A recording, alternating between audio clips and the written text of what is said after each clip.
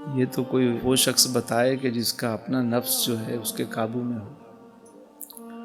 ہم تو خود ابھی تک اسی کشمکش میں ہیں کہ اس کو کیسے قابو کریں. بس یہی یاد رکھیں کہ نفس جو ہے، نفس کا دوسرا نام خواہش ہے، خواہشات ہے. اس کی بے جا جو ہے وہ مانی نہ جائے. جیسے دل کرتا ہے کہ نہیں نماز نہیں پڑھو، نفس کہتا ہے نہیں پڑھو. اگر آپ پڑھنا شروع کر دیں، دل کہے کہ نفس کہے گا کہ نہیں یہ اچھا کام نہ کرو، آپ کرنا شروع کر دیں. جب اس کی مخالفت شروع کریں گے تو آہستہ آہستہ.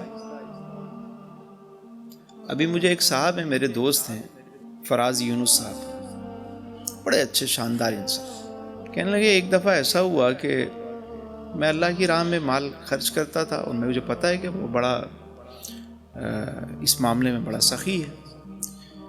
کہنے ابھی پینڈیمک کی بات ہے، میرے دل میں ایسے ہی آیا کہ یار پتہ نہیں میرے ساتھ کیا ہوگا، میں اس طرح اگر ساری چیزیں خرچ کر دیں تو میرا کیا بنے گا.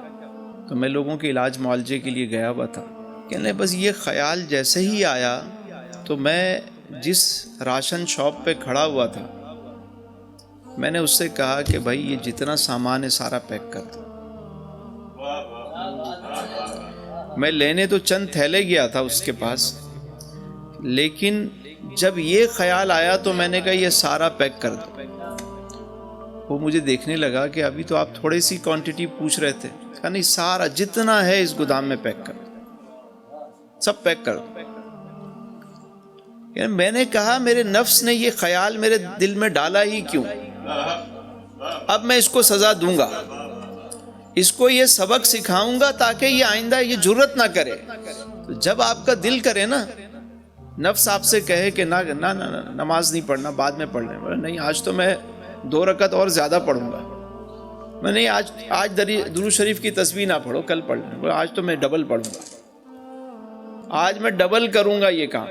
وہ دوبارہ کہے گا بھائی اس کو کچھ نہ کہو، ایک ہی پڑھنے دو اس کو. تو یہ اپنے نفس کی مخالفت شروع کریں گے تو اس کی سرکشی، اس کو قابو کرنے کا یہی ایک طریقہ ہے. اور وہ پھر کیا خوب ہے، بھو بھاگت بھاگت بھاگے، بھو بھاگت بھاگت بھاگے، اور رنگ لاگت لاگت لاگے.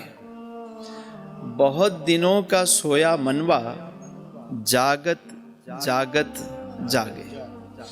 تو جب یہ چوٹ لگتی رہے گی، اس پہ لگتی رہے گی تو یہ کام بنتا چلا جائے.